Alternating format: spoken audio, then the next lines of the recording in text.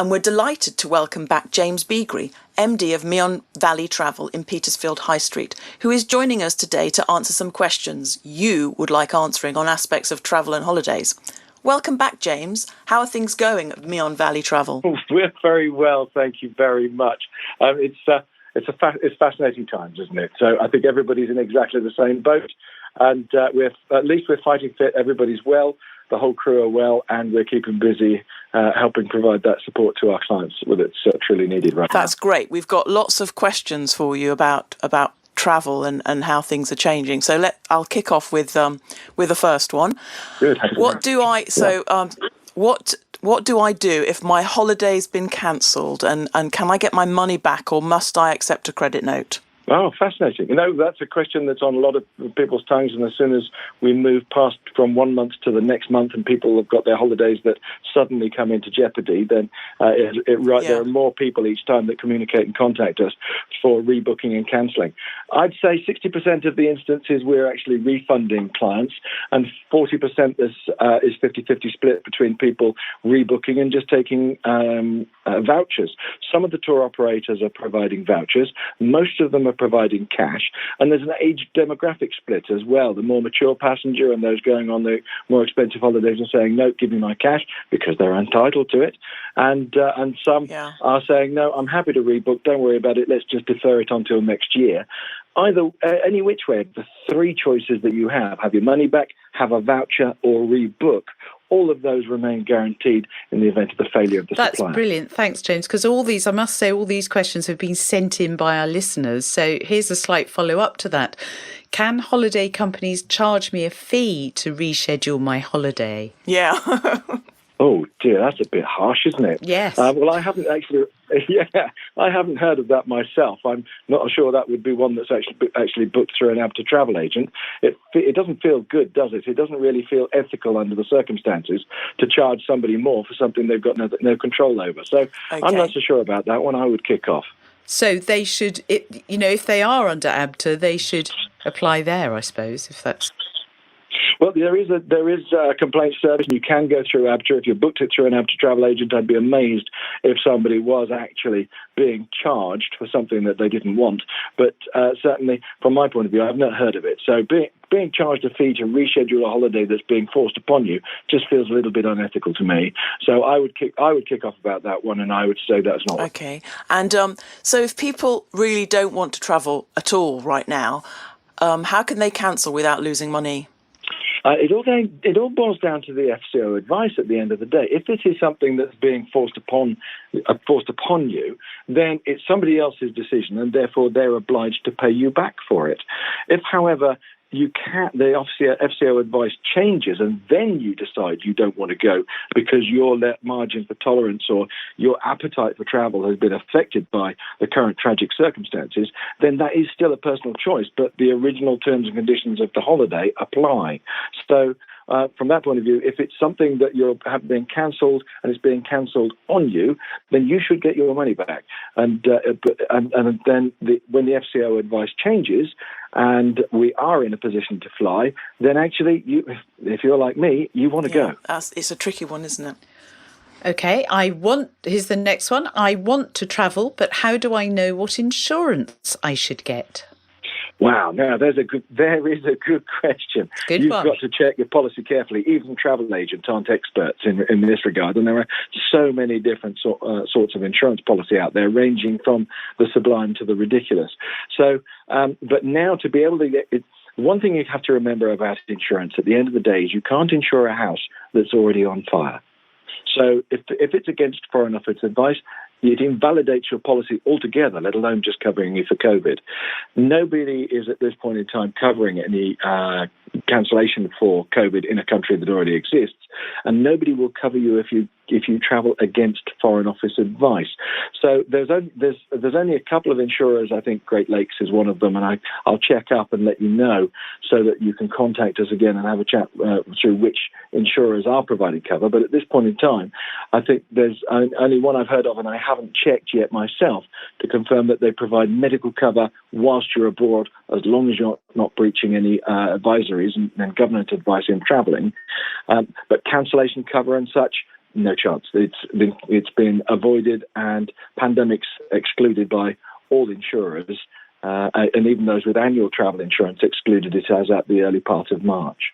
Yeah, I checked my insurance and pandemics was already excluded. So another one for you. Can you explain air bridges we've heard suggested? Can you explain what air bridges are that we've heard suggested by some politicians? It's a good label for a deal between two countries, the way you can fly between them freely. That's it. So it's not actually a physical entity. You don't have to walk across a special bridge to get in or out of the country. It's just a turn of phrase in order to make something memorable for people to remember, to check. If there's a particular country where there's an air bridge, it's going to be the fact that there's a deal agreed between the two countries that their R rate or hopefully they're going to be viewing us as safe to travel to their country and not putting them at risk in a similar way that we wouldn't be putting ourselves at risk in travelling to that country. And those air bridges are just actually free movement. So they're saying between certain countries, we're hoping that these air bridges will be built, which will be just a label to say, OK, this one's OK to travel to, don't worry. And you've got to be behaved correctly, of course. There will be restrictions to make sure that we travel responsibly and that we are protecting ourselves with masks and such. But at this point in time, an air bridge is just a fancy name for the ability to fly with freedom between two different countries. Well, I've heard that Portugal is one of those. So can we all go to the Algarve this year? I'd join you. I think it's not a bad thought, is it, to be able to get out. Mind you, we're getting some good sunshine here, but Portugal is a gorgeous destination. And for them to be one of the first ones to pipe up and say, we want to be one of the first with an air bridge deal is quite encouraging. And there's got to be somebody that breaks the ice, hasn't there? So Portugal has done that first. They've already got there with their air bridge deal. However, it's no use to us at this point in time until after the 15th of June, when there's the latest update on the Foreign Office advice as to whether we're actually allowed to travel ourselves. So when we get to the Algarve and we've got an all-inclusive package, if the restaurants and health spas and gyms are closed in that destination country, do you think there's going to be some kind of compensation, or are you going to have to pay for the whole inclusive package, although you're not going to have access to these products? Interesting one. It's a hypothetical question, really, because we're saying, what if it's partly closed? There's an obligation on the tour operator to provide you with the services that you expect. So I'd be inclined, if they're saying that the facilities of the all-inclusive resort are closed rather than those around the outside of the resort, then I would challenge the tour operator and I would have a chat with them and suggest maybe they either give you a reduction or they give you a free exchange for a change of date, and you go when they are actually fully open and fully operational. That sounds like good advice. We've got two for the price of one here. So thinking about physical distancing, if we're being told to be 2 metres away from everyone, how can economy seating work on flights? So deal with that one first. If only they put us all in first class, wouldn't that be good? Wouldn't that be lovely? But actually, the air conditioning on aircraft is proven to be effective for virus and bacteria. So from that point of view, it's 99.9% effective. I think it's actually 98.9. It's 1.1% chance of you of having something, catching something if the infection is actually on the aircraft. It has to be on the aircraft to start with. And that doesn't mean to say that 1% of the people on the flight will catch it. It just means to say, as walking across the road, there's a 1% chance you might.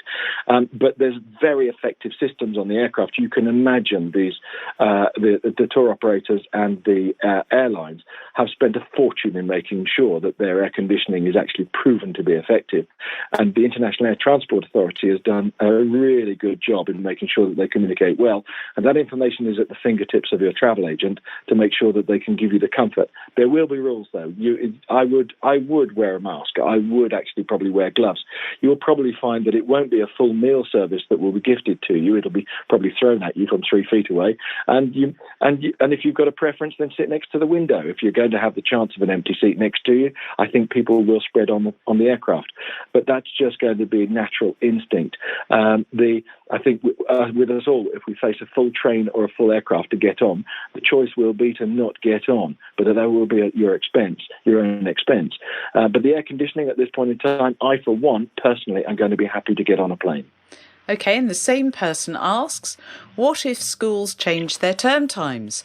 I don't want to book a holiday if it will clash with important exams.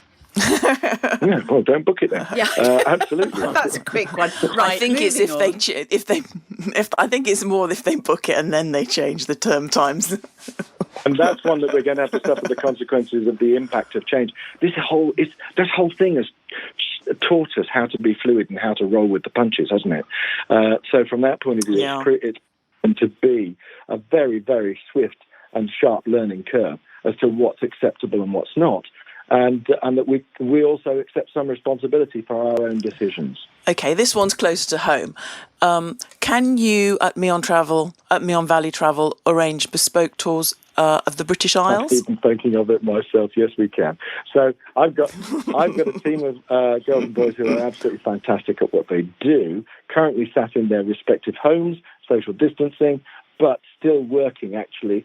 So to receive an inquiry from somebody that's actually looking to do something rather than just look for a refund or to rebook, then they'd be absolutely delighted to speak with people. So, yes, we'd be happy to tailor-make a travel around the UK. I think the UK is a fantastic destination. And even now, at home, I've noticed more what we have, the beauty of what we have on our doorstep. So there are some lovely properties in the UK you can visit.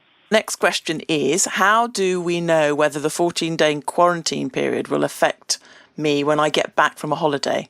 What will I be allowed to do during quarantine? It's a toughie, because that's not really a question for a travel agent, is it? And that's a movable feast as well. At this point in time, I can only tell you what I've told my own team, because, of course, they're itching to get out and about themselves. But we're saying that the 14-day quarantine period means that you can't go out. It doesn't mean you can't work.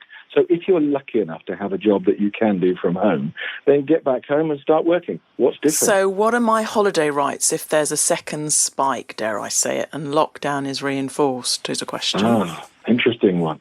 Well, tour operators have got their own set of rules to follow through the International Air Transport Authority. You should be entitled to a full refund, as far as I'm concerned. If the flights are changed, if the tour operators, when you're talking about flights being cancelled, it's generally tour operators and charter flights that get cancelled. They're scheduled flights that they have, but they're going to be rolling out. And therefore, if you're booking yourself onto a flight, it's highly likely it'll go even if it's empty, as the airlines are trying to encourage the routes to open and retain their slots. So from that point of view, I think that the rights are the same as they always were. Thankfully, nothing has changed, and you've still got your full redress against the airline to be able to say, either fly me at an appropriate time or give me my money back. That's fantastic. That was actually my question, James. So I'm delighted to hear that's all right, and you'll be hearing from me. Good question that we've just got the answer to from the first spike. I think we've just had a model of this thrown at us, haven't we? And it's different for every individual. The holiday rights differ between each tour operator. If you've booked through an after travel agent like ourselves, then you'll be dealing with responsible companies who have codes of ethics that they need to follow, as well as responsible practices, and to also protect your money. So if there's a second spike that comes, then this is one of those things where we've already got an experience as to what has happened. So all the things that could happen to you have already happened. It will be a repeat of the same, except, on a political front, I wonder whether the government will actually fund the businesses. We may well find more travel companies currently on their knees actually go under, and more tour operators and more airlines actually go under. And from that point of view, you've got to thank yourself that we do live in the UK. We have got a great regulatory system.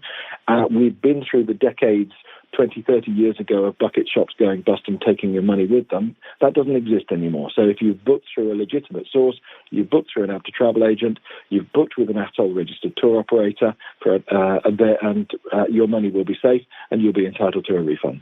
That we're returning to the high street and we'll be supporting the community as at the 15th of June, carefully, in a suitable, distanced way, of course, with all the appropriate PPE. As you mentioned earlier, we're currently also working from home and on the phone. So anyone that wants to look before they book and have a chat about all these wonderful things that we feel like we're missing right now, we're here for you. Thanks, James, for both your time and the useful information. We're all looking forward to when we can see your team again in the high street, assisting us with our much-needed holiday bookings.